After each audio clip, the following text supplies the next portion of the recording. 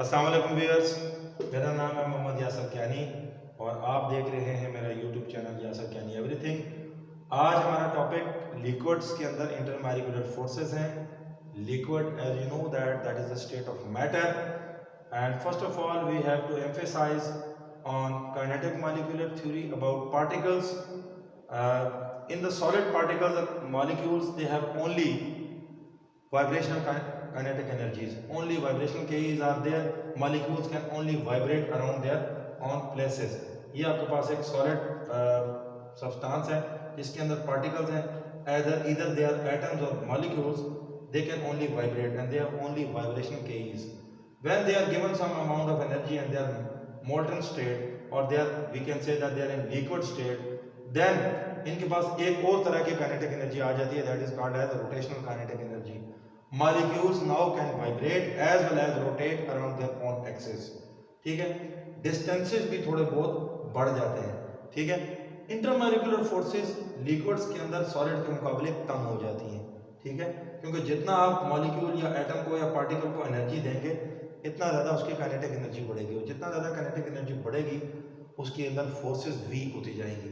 ठीक है, मॉलिक्यूल एक जगह पे स्टे नहीं करेगा, एटम एक जगह पे स्टे नहीं करेगा, फोर्सेस वीक होती जाएंगी. ठीक है, तो सॉलिड को हमने हीट किया और वो लिक्विड में कन्वर्ट हो गया. अब लिक्विड के अंदर क्या है, मॉलिक्यूल पार्टिकल्स पहले ऑर्डर में थे, अब डिसऑर्डर में आ गए. Particles are clusters of particles are free to move relative to each other. Particles के अंदर जो है वो वाइब्रेशनल और रोटेशनल दो तरह के काइनेटिक एनर्जीज आ गई हैं.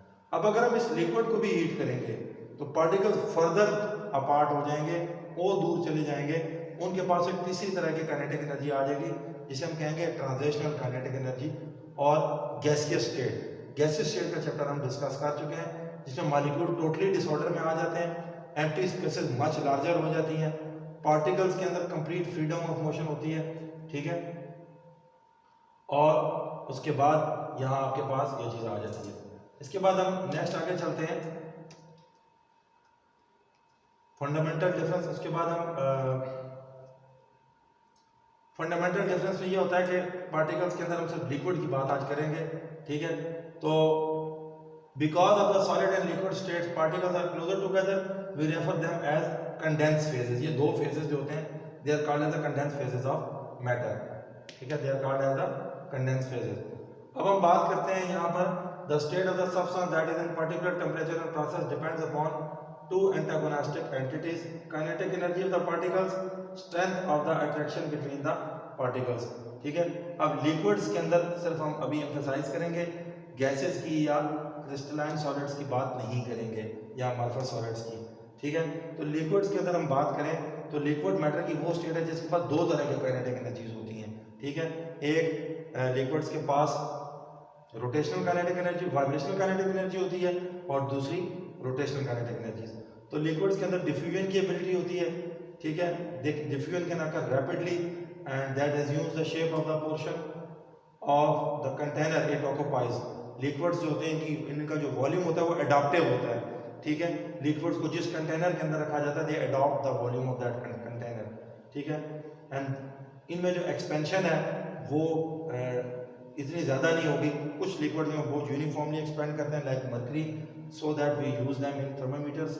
ठीक है, और इसके बाद हम लिक्विड के अंदर मजीद आगे जाएंगे. अब यहाँ हमारे पास देखें इंटरमॉलिक्यूलर फोर्सेस. अगर हम HCl की बात करें तो HCl रूम टेम्परेचर पे गैस होती है. ठीक है, लेकिन इसके बावजूद इसके अंदर इंटरमॉलिक्यूलर फोर्सेस वीक होती हैं. ठीक है, और इनको हम डायपोल फोर्स कहते हैं.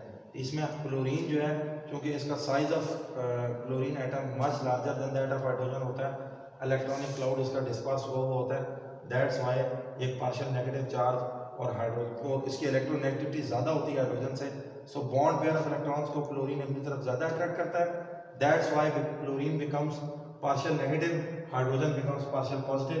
इस वजह से इनके अंदर एक आयनिक बॉन्ड, एक इनके अंदर ionic force, dipole force create हो जाती है जो कि एक हाइड्रोजन का पॉजिटिव पार्शियल पॉजिटिव और क्लोरीन के पार्शियल नेगेटिव के दरमियान होती है. The attractions between the molecules are not readily or nearly as stronger as the internuclear attractions. अब इंटरन्यूक्लियर अट्रैक्शन ये होगी जिसने बॉन्ड बनाया हुआ है वो ज़्यादा स्ट्रॉन्ग होगी एज कम्पेयर टू इंटरमॉलिक्यूलर। अब ये याद रखें, इंटर और इंट्रामॉलिक्यूलर की टर्म को समझिए। इंटरमॉलिक्यूलर का मतलब होता है दो मॉलिक्यूल्स के बीच, इंट्रामॉलिक्यूलर का मतलब होता है विद इन अ मॉलिक्यूल। अब जैसे कोवेलेंट बॉन्ड है, it is an intramolecular force, intra INTRA intra. और इंटरमॉलिक्यूल का मतलब होता है दो मॉलिक्यूलों के दरमियान, जैसे डाइपोल डाइपोल फोर्स है, ठीक है, और हाइड्रोजन बॉन्डिंग है, ये सब इंटरमॉलिक्यूलर फोर्सेस है, ठीक है जी। उसके बाद इंटरमॉलिक्यूलर फोर्सेस फिजिकल प्रॉपर्टीज पे इफेक्ट करती हैं। ज़्यादा इंटरमॉलिक्यूलर फोर्सेस होंगी तो melting point, boiling point high हो जाएंगे, ठीक है, डेंसिटीज हाई हो जाएंगी, ठीक है। अच्छा, intermolecular forces as a group they are referred as van der Waals forces. तमाम इंटरमॉलिक्यूलर फोर्सेस को ग्रुप्स में as a whole van der Waals forces कहते हैं, ठीक है। अच्छा, अब इसमें वंडर वाल फोर्सेस तीन किस्म की हैं। डाइपोल इंटरेक्शंस, ठीक है, जब एक मॉलिक्यूल उसमें पोलैरिटी आती है उसको हम डाइपोल कहते हैं, उसमें पॉजिटिव और नेगेटिव चार्ज अलग अलग हो जाते हैं या डिस्पर्स हो जाते हैं या पार्शियली डिस्पर्स हो जाते हैं। Hydrogen bonding is another type of intermolecular forces, we can discuss it in the next lecture. और लंदन डिस्पर्शन फोर्सेस भी आपके पास वीक इंटरमॉलिक्यूलर फोर्सेस होती हैं। अब सबसे पहले हम डाइपोल फोर्सेस की बात करते हैं तो उनमें आयन डाइपोल फोर्स की बात करते हैं, ठीक है। तो आयन डाइपोल फोर्स एक fourth type of ion dipole interaction है, ठीक है। इसमें जब आप कोई आयनिक कंपाउंड का सॉल्यूशन बनाते हैं, जैसे हम सोडियम क्लोराइड का सॉल्यूशन बनाएंगे तो सोडियम के पॉजिटिवली चार्ज एटम वाटर की नेगेटिवली चार्ज ऑक्सीजन के अराउंड वो उसको सराउंड कर लेगी, ठीक है। इसी तरह जो क्लोराइड आयन है, सोडियम क्लोराइड, जब आप डिजोल्व करेंगे पानी में सोडियम आयन और क्लोराइड आयन बन जाएंगे, ठीक है। अब सोडियम आयन को ऑक्सीजन का पार्शियल नेगेटिव और क्लोराइड आयन का को वाटर का या वाटर के अंदर जो हाइड्रोजन है उसका पॉजिटिव, ये आप उनको सराउंड कर लेंगे, ठीक है। और इसको हम कहेंगे आयन डाइपोल फोर्स। क्या कहेंगे? यही आयन डाइपोल फोर्स है which is responsible for the dissolution of various ionic compounds on the basis of light dissolves like in the water. अब dipole interaction, molecules that have permanent dipoles, वो molecule जिनके अंदर permanent dipole होता है उनके अंदर opposite charges मौजूद होते हैं, उनमें ये मौजूद होती है the positive end of one molecule attracts the negative end of the neighbouring molecule. इस तरह ये फोर्सेस सारी एड अप हो जाती हैं and they affect the physical property, ठीक है, एडिटिव क्वालिटी वाली होती हैं। The interaction between any two opposite charges solid, यहाँ आपको रेड लाइन से नजर आ रहे हैं, ठीक है, और the interaction between any two like charges repulsive है, ये ब्लू लाइंस में, ठीक है। तो अब आप देखें कि यहाँ पर आपके पास अट्रैक्टिव फोर्सेस ज्यादा ऑपरेट हो रही हैं as compare to repulsive forces, ठीक है जी। अच्छा, अब आप ये देखें हमारे पास ये नॉन पोलर सब्सटेंसेस हैं, propane, dimethyl ether, methyl chloride, ठीक है। जैसे प्रोपेन है ये नॉन पोलर होगी, ईथर में किसी हद तक पोलैरिटी होती है, मिथाइल क्लोराइड में क्लोरीन है ये भी पोलर होगा। इस तरह आप देखें इनका मॉलिक्यूलर मास 44, 46, 50, 44 और आप इनके जो बॉइलिंग पॉइंट है, ठीक है, वो देखिएगा 231 kelvin, 248, 249, 294, 355। The molecule, the more polar the molecule, higher its boiling point. अब आप यहाँ देख सकते हैं कि methyl chloride is polar as compare to propane, ठीक है। तो नियरली सेम मॉलिक्यूलर मास है लेकिन उसका मॉलिक्यूलर उसका जो बॉइलिंग पॉइंट है वो हाई है, ठीक है। इसी तरह कार्बन नाइट्रोजन एक बड़ा जबरदस्त पोलर बॉन्ड है, ठीक है। तो इस पोलर बॉन्ड की वजह से इवन इनका मॉलिक्यूलर मास 41 इन सबसे लो भी है, लेकिन look at the boiling point of acetonitrile that is 355 kelvins, ठीक है। तो अब हम बात करते हैं लंदन डिस्पर्शन फोर्स की। लंदन डिस्पर्शन फोर्स क्या है आपके पास कि while the electrons in the first s of the helium would repel each other and therefore tend to stay far away from each other, it does not happen that they occasionally wind up on the same side of the atom। मतलब simple words में ये होगा कि जब आपके पास कोई gas है उसके एटम थोड़ी देर के लिए करीब आते हैं आपस में, ठीक है, तो उसमें एक एटम का न्यूक्लियस जो नेबरिंग एटम है उसके इलेक्ट्रॉनिक क्लाउड को अपनी तरफ अट्रैक्ट करता है, तो ये बहुत वीक फोर्स क्रिएट होती है। ये फोर्सेस ऑपरेट हो रही होती हैं कहीं ना कहीं, उन सबको कलेक्टिवली क्या कहते हैं, London dispersion forces. They are first explain by Fritz London. उसके बाद ये देखें आपके पास एक पॉजिटिवली और नेगेटिवली चार्ज एक पोलर मॉलिक्यूल है, ठीक है। एट द इंस्टेंट, अब किसी भी इंस्टेंट पे, then the helium atom is polar with an excess of electrons in the left side and the shortage on the right side. Definitely जब इसके करीब को पोलर मॉलिक्यूल आएगा तो इसके आयंस को डिस्टॉर्ट कर देगा, इसके आयंस को डिस्पर्स कर देगा। जो एटम के अंदर पॉजिटिव और नेगेटिव चार्ज होते हैं, ठीक है, क्योंकि एटम ओवरऑल न्यूट्रल है, लेकिन इसके अंदर जो है वो पॉजिटिव और नेगेटिव चार्ज डिस्पर्स्ड होते हैं, इस वजह से वो चार्ज डिस्पर्स हो जाता है जब कोई पोलर मॉलिक्यूल या इवन कोई दूसरा एटम थोड़ी देर के लिए इससे करीब आएगा, ठीक है, तो नेगेटिव चार्ज रिपेल हो जाएगा। ये देखें अब ये इलेक्ट्रॉन्स जो हैं वो इसके न्यूक्लियस को अट्रैक्ट करेंगे इलेक्ट्रोस्टैटिक अट्रैक्शन से। ये हीलियम का एटम 1 है, हीलियम का एटम 2 है, तो ये जो फोर्सेज ऑफ अट्रैक्शन होंगी उनको हम लंदन फोर्सेस कहेंगे, ठीक है। And another helium atom nearby, then it would have a dipole induced in it, ठीक है।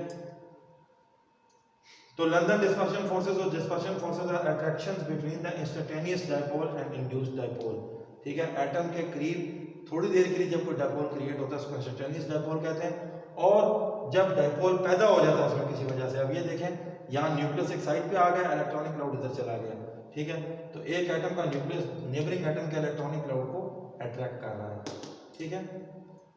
These forces are present in all molecules whether they are polar or non-polar, ठीक है। ये तमाम फोर्स लंदन डिस्पर्शन फोर्सेस तमाम molecule में मौजूद होती हैं, वेदर वो पोलर हो या नॉन पोलर हो। और the tendency of an electron that electronic cloud to distort in this way is called polarizability. ये बहुत इंपॉर्टेंट बात है, ठीक है, कि पोलराइजेबिलिटी क्या होती है, कि ये इलेक्ट्रॉनिक क्लाउड की वो टेंडेंसी होती है कि वो दूसरे एटम के इलेक्ट्रॉनिक क्लाउड को कितना डिस्टॉर्ट कर सकता है, ठीक है, कितना ज़्यादा, जितना ज़्यादा साइज ऑफ एटम बड़ा होगा इतना उसका पोलराइजेबिलिटी फैक्टर बड़ा होगा, ठीक है जी। अच्छा, उसके बाद हम नेक्स्ट बात करेंगे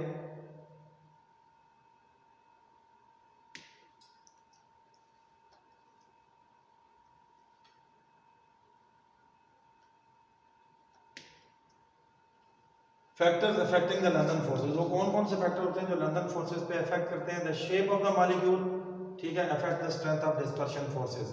जैसे लॉन्ग स्किनी मॉलिक्यूल्स होते हैं like n pentane, they tend to have stronger dispersion forces than short and fat ones like neopentane, ठीक है। तो यही वजह है कि नियोपेंटेन का जो बॉइलिंग पॉइंट है वो फिर एन पेंटेन से कम होगा, एन पेंटेन का बॉइलिंग पॉइंट ज़्यादा होता है। उसकी वजह ये होती है कि शेप ऑफ मॉलिक्यूल है, ठीक है। और this is due to the increase surface area in n pentane. एन पेंटेन का सरफेस एरिया ज़्यादा होता है।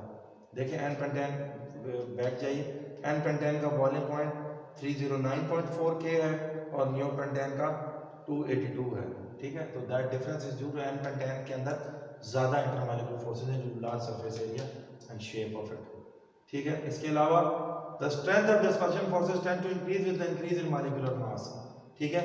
मॉलिक्यूलर मास बढ़ता है तो डिस्पर्शन फोर्सेस की स्ट्रेंथ भी बढ़ती है। लार्जर एटम है, लार्जर इलेक्ट्रॉन क्लाउड्स, जो एटम का साइज बड़ा होगा इलेक्ट्रॉनिक क्लाउड भी बड़ा होगा। जैसे देखें फ्लोरीन एटम है, molecular mass 38, fluorine 71, and look at the boiling point difference 85.1 kelvin and 238। Similarly bromine का देखिए 159 है, 332 इसका बॉइलिंग पॉइंट है, आयोडीन का 253.8 है, ठीक है। इसी तरह ये हीलियम, नियॉन, आर्गॉन, क्रिप्टॉन और ज़ीनॉन के बारे में भी ऐसा ही ट्रेंड देखा गया। Thank you very much. I hope आपको आज की वीडियो लंदन फोर्सेस के मुतालिक पसंद आई होगी। अगर वीडियो पसंद आई हो तो ज़रूर लाइक कीजिएगा, शेयर कीजिएगा, और अगर अभी तक आपने मेरा चैनल सब्सक्राइब नहीं किया तो यासर कैनी एवरीथिंग यूट्यूब पे सब्सक्राइब कीजिए और बेल आइकन को दबाइए ताकि हर नई आने वाली वीडियो आप तक पहुंच सके। अस्सलाम वालेकुम।